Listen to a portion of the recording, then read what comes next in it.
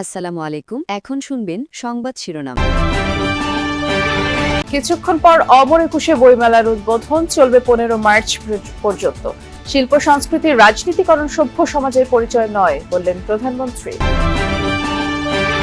প্রধানমন্ত্রী তারেক রহমানের সভাপতিত্বে মন্ত্রিসভার প্রথম বৈঠক। আইন শৃঙ্খলা, দ্রব্যমূল্য নিয়ন্ত্রণ সহ গুরুত্বপূর্ণ কিছু বিষয়ে আলোচনা ও সিদ্ধান্ত।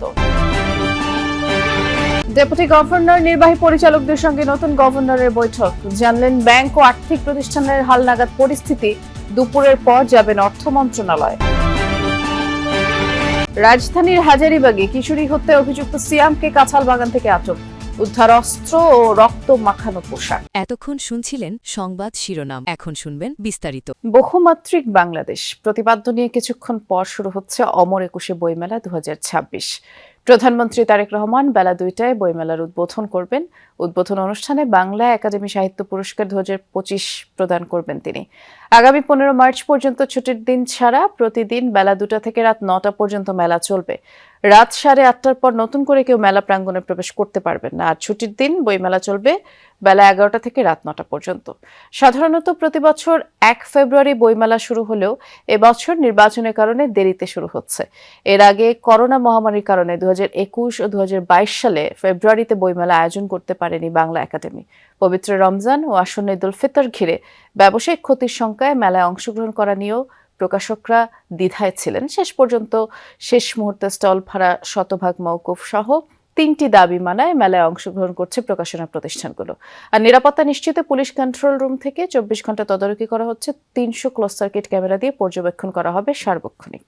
শিল্প সংস্কৃতিকে রাজনীতিকরণ কখনোই সভ্য দেশের পরিচয় নয়। 9 জন ব্যক্তি ও একটি প্রতিষ্ঠানকে 21 পদক তুলে দিয়ে কথা বলেছেন প্রধানমন্ত্রী তারেক রহমান।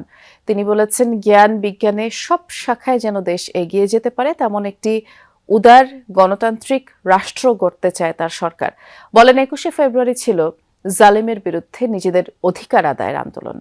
বাঙালি জাতীয়তাবাদের ভিত্তি রক্তঝরা ভাষা আন্দোলনের চেতনা চিরজাগ্রত রাখতে প্রতি বছর দেশপ্রেম ও মননশীল চর্চা সহ বিভিন্ন ক্ষেত্রে অবদান রাখা গুণীজনদের সম্মানিত করে আসছে রাষ্ট্র, যা দেশের দ্বিতীয় সর্বোচ্চ বেসামরিক পুরস্কার। এবছর 9 জন বিশিষ্ট নাগরিক ও একটি প্রতিষ্ঠানকে 21 পদক দেওয়ার সিদ্ধান্ত নেয় বিদায়ী অন্তর্বর্তীকালীন সরকার।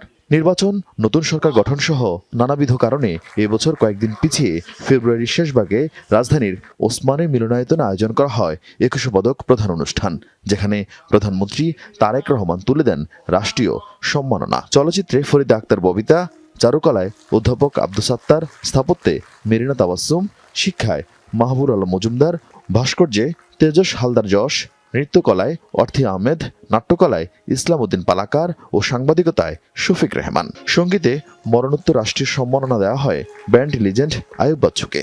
প্রধানমন্ত্রীর কাছ থেকে পদক গ্রহণ করেন প্রয়াত এবির স্ত্রী ফেরদৌস আক্তার চন্দনা।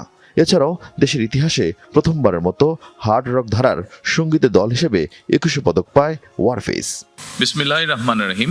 বক্তব্যের শুরুতেই পদকপ্রাপ্তদের অভিনন্দন জানান প্রধানমন্ত্রী। বলেন, 21 ফেব্রুয়ারি বাংলাদেশের আত্মপরিচয় স্মারক। 21 ফেব্রুয়ারি আমাদের আত্মপরিচয় স্মারক। বলা যায় আমাদের সংস্কৃতি চেতনার প্রাণ প্রবাহ 21 ফেব্রুয়ারি।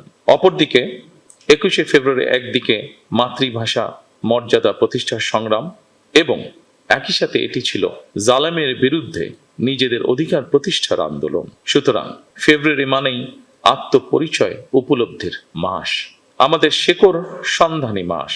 শিল্প সংস্কৃতিকে রাজনীতিকরণের সমালোচনা করেন প্রধানমন্ত্রী। আগামীর উদার গণতান্ত্রিক রাষ্ট্র গড়তে বিজ্ঞজনদের দিক নির্দেশনা চান তিনি। শিক্ষা, গবেষণা এবং শিল্প সাহিত্য চর্চাকে রাজনীতিকরণ করা কখনোই সভ্য সমাজের পরিচায়ক নয়। শিক্ষা, সাহিত্য, শিল্পকলা, বিজ্ঞান ও প্রযুক্তি অর্থাৎ জ্ঞান বিজ্ঞানে সব শাখায় যাতে দেশ এগিয়ে যেতে পারে, নৈতিক মানসম্পন্ন তেমন একটি উদার গণতান্ত্রিক রাষ্ট্র ব্যবস্থা প্রতিষ্ঠার লক্ষ্যে বর্তমান গণতান্ত্রিক সরকার অবশ্যই কাজ করবে। প্রধানমন্ত্রী তারেক রহমানের সভাপতিত্বে অনুষ্ঠিত হলো মন্ত্রিসভার প্রথম বৈঠক। সচিবালয় মন্ত্রিপরিষদ বিভাগে নতুন মন্ত্রিসভার এই গুরুত্বপূর্ণ বৈঠকটি অনুষ্ঠিত হয়। সরকার গঠনের পর এটি ছিল মন্ত্রিসভার প্রথম আনুষ্ঠানিক বৈঠক। এতে দেশে আইন শৃঙ্খলা পরিস্থিতি, দ্রব্যমূল্য নিয়ন্ত্রণ, প্রশাসনিক সংস্কার সহ বেশ কিছু নীতি নির্ধারণী বিষয়ে আলোচনা ও সিদ্ধান্ত গৃহীত হয়। সকাল 10টায় শুরু হওয়া এই বৈঠকে মন্ত্রিসভার সদস্যগণ এবং সংশ্লিষ্ট সচিবরা উপস্থিত ছিলেন। বৈঠকের শুরুতেই প্রধানমন্ত্রী দেশের বর্তমান পরিস্থিতি পর্যালোচনা করেন। জনগণের প্রত্যাশা পূরণে মন্ত্রীদের দ্রুত কার্যকর পদক্ষেপ নেওয়ারও আহ্বান জানান। বাংলাদেশ ব্যাংকের 14তম গভর্নর হিসেবে দায়িত্বভার গ্রহণ করলেন মোহাম্মদ মোস্তাকুর রহমান। সকালেই তিনি বাংলাদেশ ব্যাংকে যান। তাকে স্বাগত জানান উচ্চপদস্থ কর্মকর্তারা।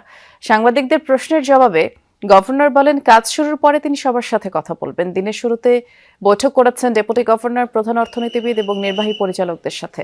ব্যাংক ও আর্থিক প্রতিষ্ঠানের হালনাগাদ পরিস্থিতিও অবহিত হয়েছেন। আর দুপুরের পর তিনি সচিবালয়ে যাবেন। অর্থ মন্ত্রণালয়ে একটি বৈঠক হওয়ার কথা আছে তার, এবং বুধবার তাকে 4 বছরের জন্য নিয়োগ প্রদান করে অর্থ মন্ত্রণালয়। এর আগে গভর্নর ডক্টর আহসান এইচ মনসুরের চুক্তিভিত্তিক নিয়োগ বাতিল করা হয়।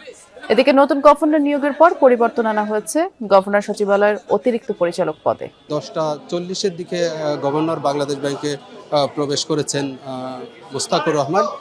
এরপর থেকে তিনি ডেপুটি গভর্নর এবং প্রধান নির্বাহী কর্মকর্তাদের সাথে এবং নির্বাহী পরিচালকদের সাথে বৈঠক করেছেন।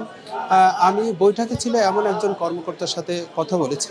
তিনি যেটি জানিয়েছেন যে সুদের হার আপনি এখন জানেন যে অনেক বেশি, যে কারণে বিনিয়োগ ক্ষতিগ্রস্ত হচ্ছে। এই সুদের হার কীভাবে কমিয়ে আনা যায় সে বিষয়ে উদ্যোগ নেওয়ার জন্য কর্মকর্তাদের এক ধরনের নির্দেশনা দিয়েছেন তিনি।